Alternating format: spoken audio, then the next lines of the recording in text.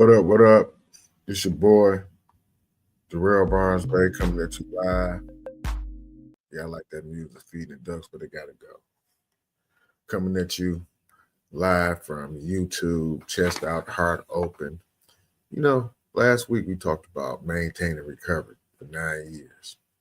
Discipline, faith, and routine. This week we're getting personal. It's about forgiveness. People love your comeback, but sometimes they don't stop treating you or reading your downfall. What I mean by that is everybody, no matter how much change you go through, people always want to bring up your past. This one is for everybody still fighting their reflection, still fighting their past. I want to get honest, man. I want to be vivid with this particular story. I want to get personal. I want to talk about me. I want this to be grounded in reality. All the time I always say I don't talk about me, but like I say, I talk about things that I see, things that I experience, things that I'm personally involved with, things that I may be struggling. Other people that may be struggling with that I may be helping them with. Man, all that is a part of maintaining my recovery. Man, getting involved in it's like one addict helping another without parallel. And I really resent that word addict because it reminds me the same way other people reminds me of where I came from, even though I was a chronic alcoholic and I was a criminal. Yeah, I was a criminal. Y'all might not know it. Sometimes people say, man, you don't look like you did this. I was a terrible dude. Yeah. We did a lot of things, man. We did a lot of things. I did a lot of things coming up that I regret, but it was natural to me. It was just like, ordinary. But the way to yesterday sometimes bothers me, man. Sometimes it bothers me, man. Sometimes I can't stop rereading my own downfall. I can recall trying to get my life together, focus on getting my life together. Some of y'all may be able to relate to this story, trying to get my life together. I wanted to make some changes in my life. I was sitting somewhere one day and I was like, man, I got to get my stuff together. And I had a vision in my mind of what my stuff together looked like. And then I started allowing other people to come in and start trying to redirect the course of my vision that I seen when I was sitting in that vacant house. And I said I had to get my life together. I was living in the vacant house, man, and I was the chairman of a religious organization. Yeah, living in a vacant house, drinking myself to death, misery, depressed, But I can remember going to a place to get some help, sobriety house. I ain't ashamed to say it. Some people need to get up out of their egos and try to get some help. I went to sobriety house, man, and when I went there, man, the people that knew I went there, man, everybody that knew I went there, they knew what I went there for. Matter of fact, the vacant house that I was staying in was a friend of mine. He cut the heat off after I moved in there, kept the electricity on. It was cold, but it's crazy. All those people that knew what I was going through during my struggles. I'd never forget the very first day I got out of completed residential treatment program. A guy who my friend, who saved my friend, my buddy. I think he just misguided a lot of people. Maybe just been trying to test me. First thing he did was offer me a drink. Said some wine in the back, man. Go ahead and grab you some. I'm like, man, I'm straight. Next thing you know, he tried to offer me some weed. Talking about they don't drop. They ain't gonna show up in your urine. I told him, man, I don't even drop, man. But why is you trying to take me back to where I just came from? I never forget another buddy of mine, man, a real close friend of mine, man. We was like ride or die together, man. He picked me up. Never forget it was on my birthday. He said we was gonna go out and eat, we was gonna go out and mingle, socialize, he was gonna take me here and take me there. And the first thing he did, man, this same guy was standing in this vacant house. This my boy, but we didn't know no better. But I'm just saying how people still see you as you were, not as you are. But anyway, he picked me up and he was like, man, we got to go do all of this. He pulled straight up to the liquor store. What we drinking? I said, man, I don't drink. Put out a big old bag of weed. Like, that's okay. We can smoke. I was like, man, I ain't even doing that right now, man. I'm trying to do something different. He took me home. He didn't take me out to eat. He didn't take me out to socialize, mingle, none of that other stuff he was talking about. Because I was reflective of the person that I am now and not the person that he once knew. And they didn't like that. I talked about this before, but it's just like kind of like re-triggered the thought when I had Mike on here and was talking about 9 years. I got 9 years, 9.5 years to be exact. And he got 45 years. And we was talking about what it takes daily to maintain 9 years, 45 years without picking up a drink. So we was talking about the work that you had to go through. And then so it made me reflect on, I want people to forgive me for who I was, not for who I'm becoming. Don't feel sorry for me because the person that I'm becoming is different than the person that you knew. I got a neighbor. He's a rapper. I ain't gonna say his name. Detroit rappers linked with Eminem. I ain't gonna say his name. But when he first moved in, he introduced himself. He had a big bottle of liquor. And they were like, man, come on, let's have a drink. Come on my house. And I said, I don't drink. And you know what he said? He apologized. Not for offering me a drink. He said, how he said, oh man, like he feels sorry for me because I don't drink. And I was looking at him like, it's just crazy, man. I just had to tell y'all that story, man. I'm on here for a minute, man. But like I said, because I'm by myself, I don't have a guest today. I just want to come in and share some stories with y'all and just tell y'all, man, forgive me for who I was. Because I wasn't right. I wasn't in my right mind. I don't know what mind. I was in somebody else's orchestrated plan to destroy myself. And now I'm awake. I'm aware. I have knowledge of self. I have great insight on some things, man. I'm becoming a different person, man. People view me differently. I'm having a hard time really accepting.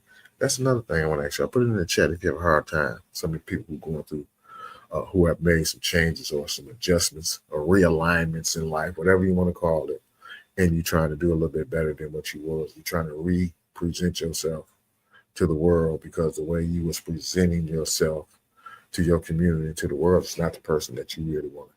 You really was, man. So you want to try to reinvent yourself. Sometimes it'd be hard to let go. It'd be hard to let go. I'm telling you right now, I'm highly involved, and this is just me talking to my people, man.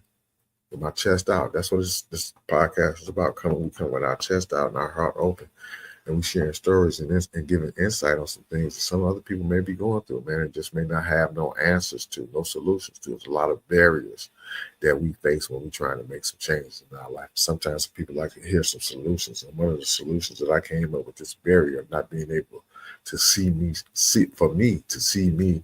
past the person that I was, man. And I just started doing some things differently and adding that to my portfolio.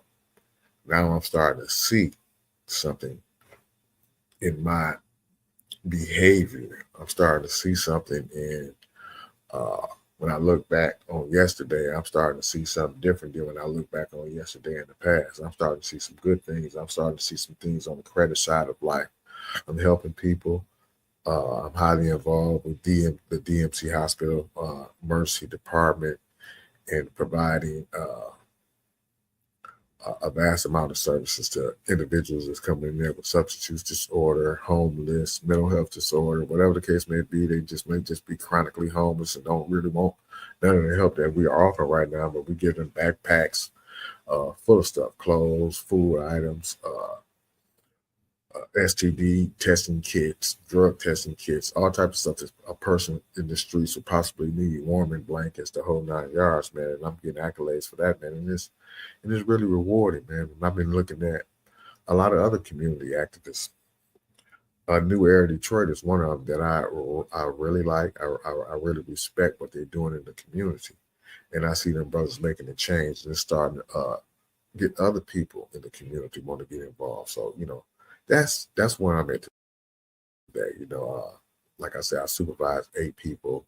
All of the people, sometimes I have to be tough on them. They understand because we talk about human lives. This reminds me of charging the more science people of America to uplift all of humanity. We talking about human lives. People want to play games. This ain't no monopoly, man. People's lives are at stake. People's lives are on the line. That's how I look at it. And now I'm becoming a person who try to help people advance themselves or improve themselves instead of a person who actively involved in helping them destroy themselves. Yeah, I sold drugs, a lot of cocaine, heroin, pills, guns, whatever I can hustle with. But now I don't. But I'm gonna tell you something. I was challenged with that. I was having a hard time to forgive him. Like I said, these 9 years ain't been easy. These 9 years has been eye opening, because I have been forced to get acquainted with myself. How many people have been forced to get acquainted with themselves? Truck drivers. I got a couple of friends that's truck drivers. Got a couple of friends that's truck drivers. I know that's on that road you can be kind of lonely, man. And it ain't nothing but you with you. And sometimes when we by ourselves, man, we can be with the worst person in the world, depending on your thought process. So I'm working on changing my inner self. I listen to a lot of Stoicism, Buddhism. Turn on YouTube instead of just listen to music in the background. I listen to positive affirmations. That's what I'm trying to do today. One of the things that hit me that some people are comfortable with your pain. That bothers me. That other people that I call friends, colleagues, associates, whatever the case may be, are comfortable with my suffering. Ain't that about a duck?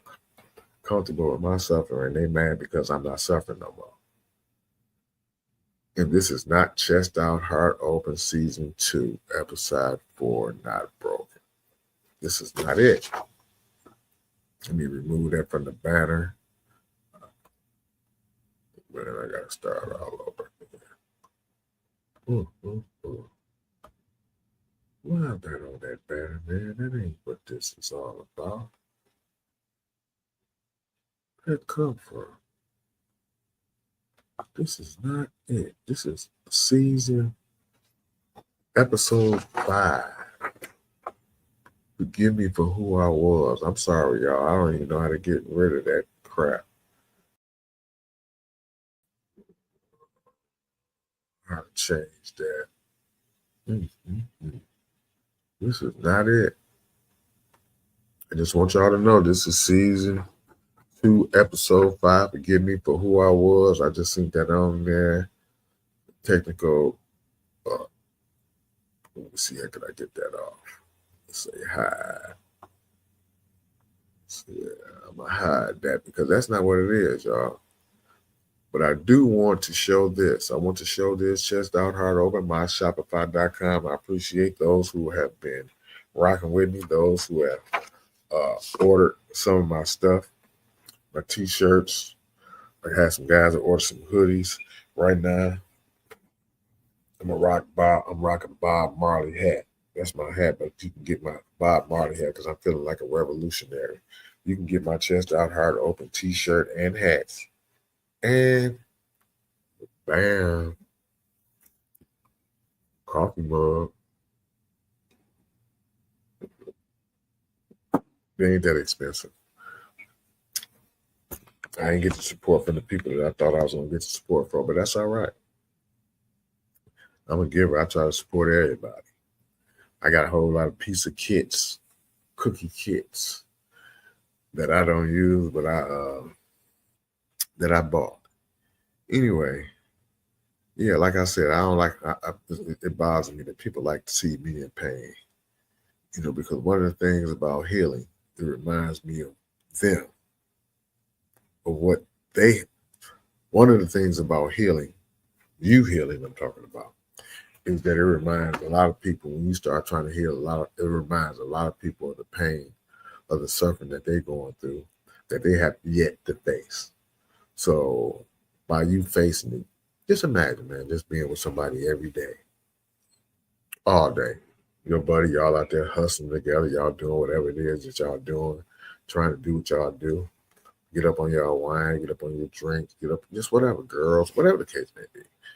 just everyday living. You know what I mean? Y'all partying together, y'all going to the park together, y'all doing everything together, shopping, hustling, making money together. Then all of a sudden you say, you know what, man? This life that we living, man, ain't right, man. And I need to get up out of it and I need to make some changes. And then you start implementing some of those changes in your life. You know that create resentments in people? Yeah, your buddy. Why, what do you mean you need to change? We doing the same thing. I never forget I got a phone call from one of my best friend. Boo Man, rest in peace. It's my best friend, Boo Man in the world, man. We met when we was like 15, 14, maybe 15, 16 years old, and we stuck like jams. We was together forever. That was my dog, man. He the only friend that came to prison when I was locked up to come visit me. He didn't have a tether on. He came and visit me, man. He said he had to come. That was my boy, man. We did everything together. When I came home from prison, man, the first person that came to see me was him. And we was glued to the hip. From that day on, he always came and got it, but he always wanted to party. He was a party animal. That's all he wanted to do. He wanted to go out and party, go out to all the bars. I went to every strip club in the city of Detroit. And one week when I first came home, messing around with him, man. The first night I came home, I went straight to the temple. It was on a Friday. It was on the holy day. The next Friday, holy day, I was at the strip club down the street from the temple, looking up there, watching the brothers going in the temple while I'm going to the strip club. Terrible. Yeah. He dragged me everywhere. Every strip club, we was drinking. And every store we stopped, soon we run out of whatever beverage that we was drinking on. Immediately we stopped at the first store. We stopped literally at almost every store in the city of Detroit because he loved to travel on the east side to visit his family. So we went to all the stores over there on Chalmers. Everybody stayed at on the east side. They moved quite a few times. We was there. And then all of a sudden, man, I said, man, and he had been to treatment centers before. He was at treatment centers when I was locked up here. I think he may have been once or maybe twice. And he had tried to attempt to stop drinking or something. That's when I was in prison. When I came home, we was doing all that stuff, man. I went to the treatment center, man, and I didn't say it to him, but I had said it to me. Man, I made me change, man. I got to stop doing this, man. I'm destroying myself, my health. It's getting bad, man. I'm starting to lose weight, man. I don't eat that much. Man, this guy called me, man, and cussed me out. He said I was if I'm stop drinking and saying that I need to change my life and I felt like this and I felt like that, what that make him? Do I think he a derelict or a bum or something? I was blew back, man. I was like, wow. But the ironic thing about it is, man, that's my boy, man. This is like my family, man. This is my blood. My brother from another mother. By him feeling that way, man, that ended up making me relapse. I started back drinking. And I'll never forget. I had many attempts to try to slow down and stop, but I'll never forget, man, when Boo Man, he got cancer from drinking. Pancreatic cancer. He was in stage 4 pancreatic cancer. I was right there in the hospital when the doctor told him. He just laughed it off, man. We just kept drinking. At that point, I didn't care. Whatever he wanted to do, I did it. What I mean by that is drinking wise. He wanted to go out and hang out. We would hang out. I remember I was in a relationship and I stayed gone for 3 days. I ain't never called home. I was hanging out with him, drinking, all the way up until the day he went into hospice. Yep. That was my boy, man. Taking a friend of mine, man, who had cancer, man, and wanted me to be with him today. Up until their deathbed, man. It was a lot. I had a lot going on, so I was drinking a lot, trying to cover up a lot of pain. My mother had been in a coma for 15 years. Brain dead, coma, diabetic. Diabetes was the cause of it. I felt a lot of guilty things. I had a lot of guilt built up in me concerning her demise or her downfall or her ailment or whatever you want to call it. Because I feel like, I just did some things I ain't ready.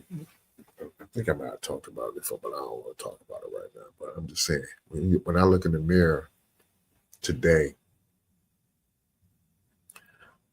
I see a different person, but I also see that person that I came from, man. It's sometimes hard to escape that. How many people it's hard to escape your past?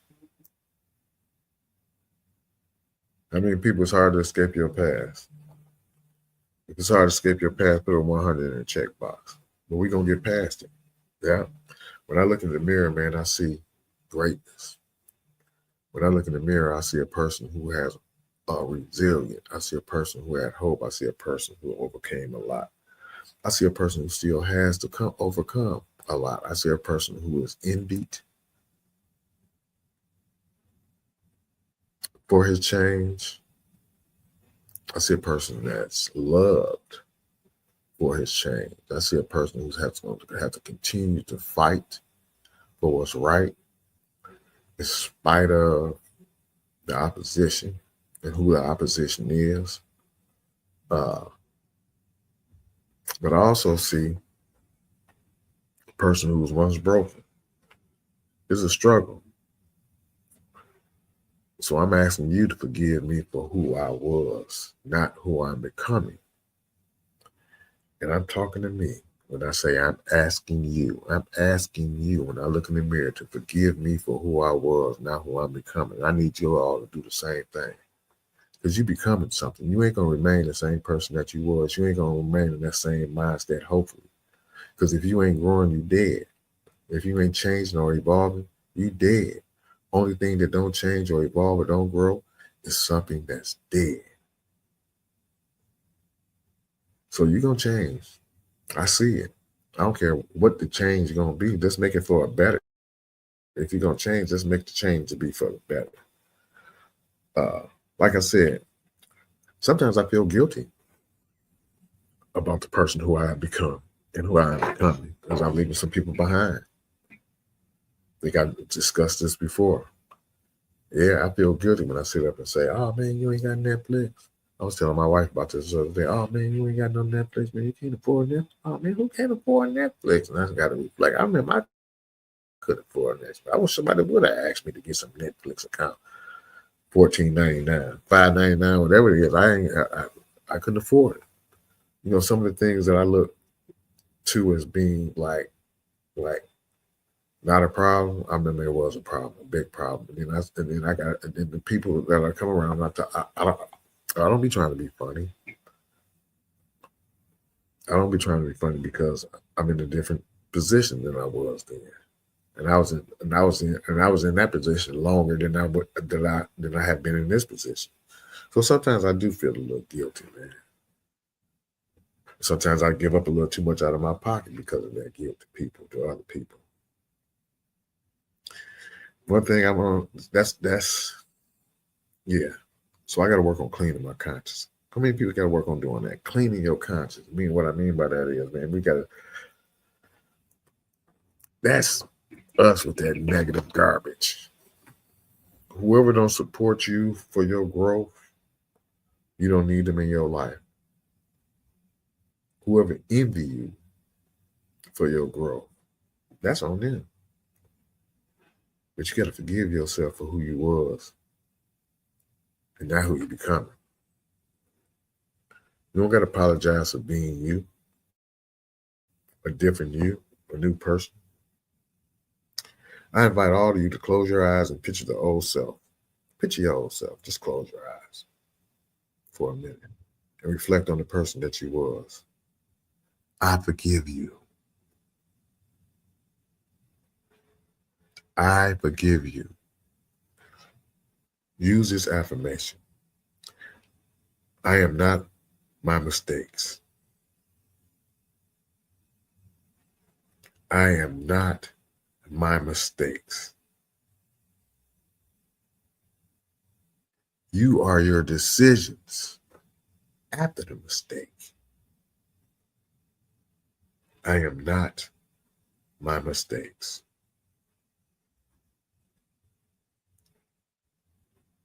I am my decisions after the mistakes. I encourage each and every one of you to still yourself right now. Reflect and ground yourself spiritually. Take your shoes off. Take your socks off. Go outside. Sit in the grass and put your feet in the grass. And ground yourself spiritually. I encourage you to take some time out of your day to be quiet, reflective, and ground yourself spiritually. I invite you to do that. Forgiveness is freedom, not forgetfulness. Remember that. People may not see your growth, but keep growing anyway. Keep your chest out and your heart open and your past behind you. Next week's topic will be triggers, temptations, and transformations. Staying grounded when life tests your peace. That's what I'm going to be talking about, y'all. Until next time, please, please, please forgive yourself. Forgive yourself for who you were, not who you are becoming. I don't know about y'all, man, but I do this for me. If nobody listens to this podcast, if nobody don't like it, if nobody don't share it, which I ask you to do, please like, subscribe, and share to Chest Out Heart Open podcast. But if you don't, guess what? It made me feel good just getting that off my chest. Until next week, see y'all, man. Peace.